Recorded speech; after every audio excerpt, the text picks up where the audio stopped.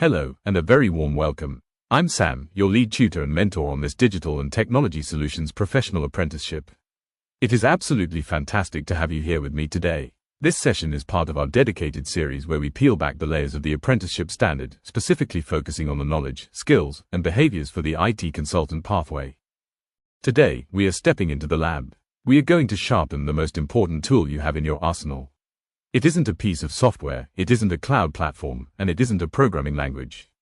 It is your brain. We are tackling Knowledge 34, approaches to analytical and critical thinking to define business problems objectively and create value for the client. Now, that might sound like a bit of a mouthful, but let me tell you, this is the skill that separates the technicians from the consultants. In the world of IT, it is incredibly easy to fall into the trap of jumping to conclusions. You see a symptom, and your brain immediately offers a solution based on the last thing you read or the last ticket you closed. The server is slow, buy more RAM. The network is lagging, increase the bandwidth. The users are complaining about the interface. Redesign the UI. But what if the server is slow because of bad code, not lack of memory? What if the network is fine, but the database query is inefficient? What if the users are complaining because the process is broken, not the interface? If you solve the wrong problem, you waste time, you waste money, and you lose credibility. In the worst cases, solving the wrong problem can cost a business millions of pounds. Our goal today is to move you from guessing to diagnosing. I want to give you the mental frameworks and the rigorous thinking habits that will allow you to cut through the noise, find the absolute truth of a situation, and deliver solutions that don't just work, but create genuine, lasting value for your client. We are going to turn you into a detective for business value. Let's use my scaffold and ascend method to break this down properly. We often hear the terms analytical thinking and critical thinking used interchangeably, as if they are the same thing. They are not. They are two distinct muscles that you need to exercise. First, let's look at analytical thinking. This is the art of deconstruction. It is about taking a big, scary, complex problem, like digital transformation or legacy system migration, and breaking it down into smaller, manageable chunks. It's looking at the data, the components, the workflows, and understanding how they fit together. It asks the question, what is happening here? It gives you the granular detail you need to understand the mechanics of the situation. Then, we have critical thinking. This is the art of evaluation. It is about standing back and questioning the validity of what you are seeing. It asks, is this data actually true? Are we assuming something that might be wrong? Is there a better way to look at this? What are the biases at play here? It answers the why and the so what. It is the quality control for your brain. You need both. You need to analyze the detail, but you also need to critically evaluate the meaning of that detail. And wrapping around both of these is the concept of objectivity. This is the hardest part. You must remove your personal bias from the diagnosis. You must leave your favorite technology at the door. Just because you love Python doesn't mean Python is the answer to every problem. Just because you are certified in AWS doesn't mean Azure isn't the right choice for this specific client. This leads us to the ultimate goal, value creation. Your thinking must lead to a solution that actually helps the business, saving money, making money, or reducing risk. The biggest trap for new consultants is solutioneering. This is when you fall in love with a solution, maybe a new AI tool you read about, and then go looking for a problem to solve with it. That is the opposite of K34. We start with the problem, define it objectively, and then, and only then, do we look for the solution. So, how do we actually do this? Let's look at our first tool, the 5 Whys. This technique was originally developed by Sakichi Toyoda for the Toyota Industries Corporation, and it became a critical component of their problem-solving training. It is absolute genius in its simplicity, but don't let that fool you, it is incredibly effective. The premise is simple. When a problem occurs, we usually only see the symptom. Let's take a classic IT example. The symptom is, the system crashed. Now, a technician might say, okay, let's reboot it. And the system comes back up. Problem solved. No, the problem is hidden. The reboot was just a band-aid. A consultant uses the 5 Whys. Why did the system crash? Because it ran out of memory. Okay, why did it run out of memory? Because the application was consuming 100% of the RAM. Why was it consuming 100% of the RAM? Because there is a memory leak in the application code. Why is there a memory leak? Because a new patch was applied yesterday without proper testing. Why was it applied without proper testing? Because our testing environment doesn't match our production environment. Now, look at where we ended up. We started with a server crash, but we ended with a process failure in the testing environment. If we had just rebooted the server, it would have crashed again tomorrow. By asking why 5 times, we found the root cause. Now we can implement a fix, updating the testing environment and rolling back the patch that creates permanent value. We stop the fire from reigniting rather than just putting it out over and over again. Sometimes, a problem is too complex for a simple linear chain of questions like the 5 whys. Sometimes, there are multiple factors contributing to the mess. That is when we use the fishbone diagram, also known as the Ishikawa diagram. This is a visual tool that helps you broaden your thinking and see the whole picture. You start by drawing the head of the fish on the right side of a whiteboard. In the head, you write the problem statement. Let's say, the company website is slow. Then, you draw the spine and the ribs. Each rib represents a category of potential causes. The standard categories are the 4M: manpower, people, methods, process, machines, technology, and materials, data, content. You can also add environment. Now, you brainstorm. You ask the team to suggest causes under each heading. Under technology, is it the server CPU? Is it the network latency? Under process, is the deployment process unoptimized? Are we caching correctly? Under people, do the developers know how to write efficient code? Is the content team uploading massive, uncompressed images? This tool forces objectivity. If you are a network engineer, your bias is to blame the network. If you are a developer, your bias is to blame the server. The fishbone forces you to look at everything: the code, the database, the user behavior, the hardware.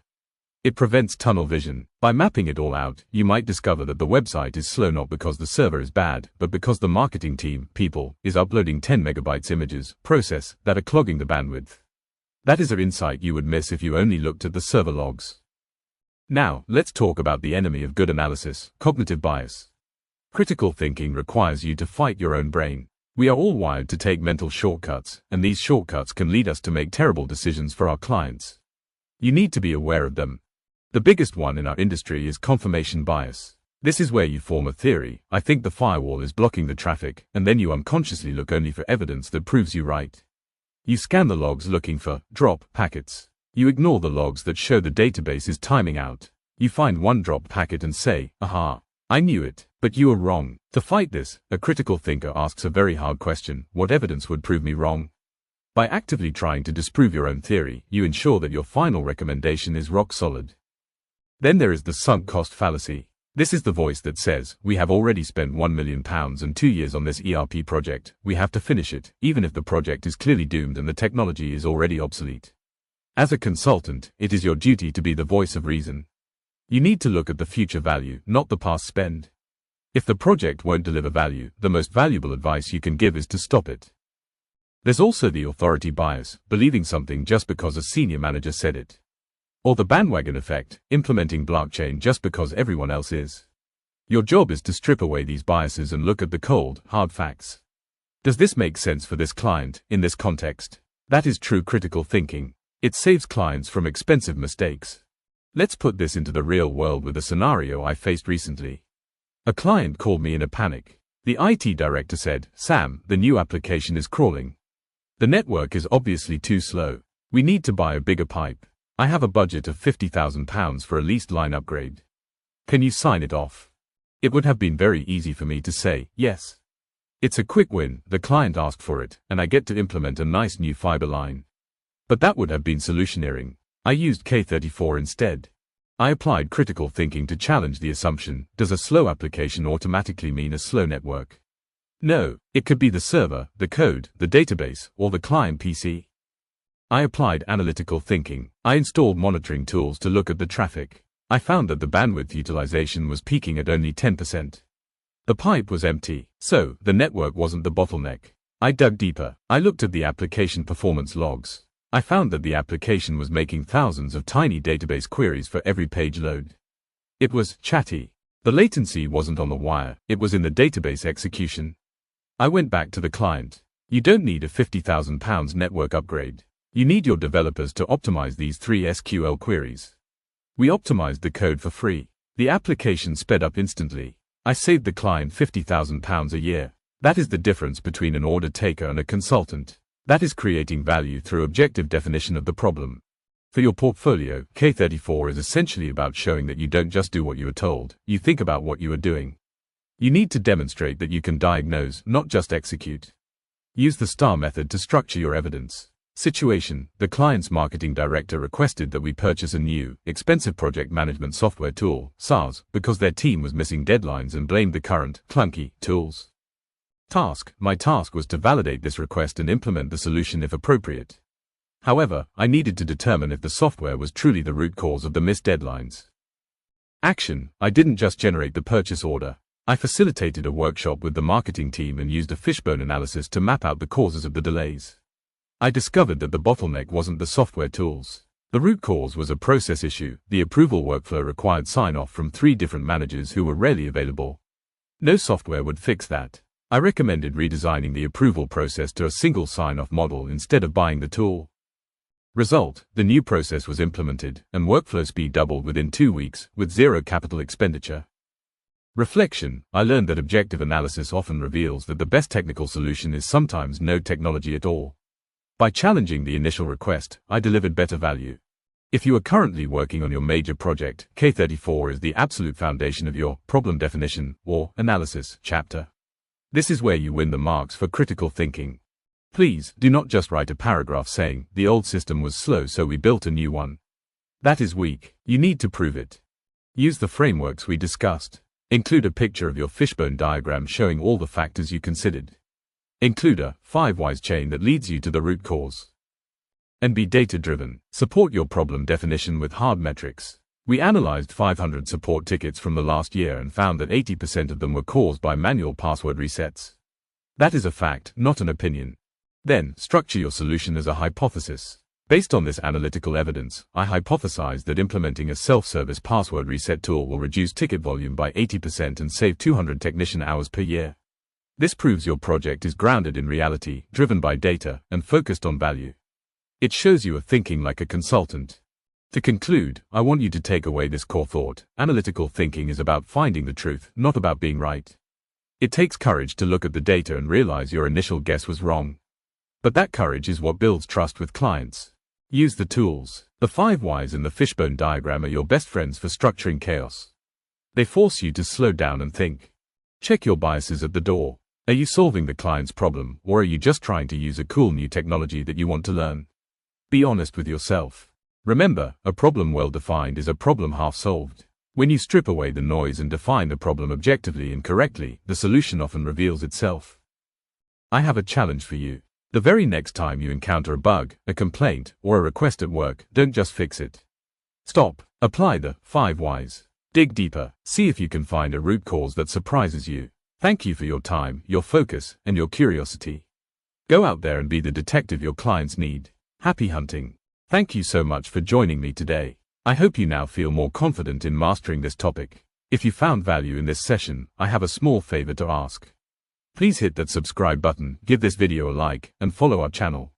It really means a lot to me and helps the algorithm show these lessons to other apprentices, just like you, who need support. Don't forget, you can download today's slides and the full transcript at www.mentorinai.com EPA Hub. While you are there, check out our mock interview and portfolio review services to make sure you are fully ready for your EPA. See you in the next video. Keep learning.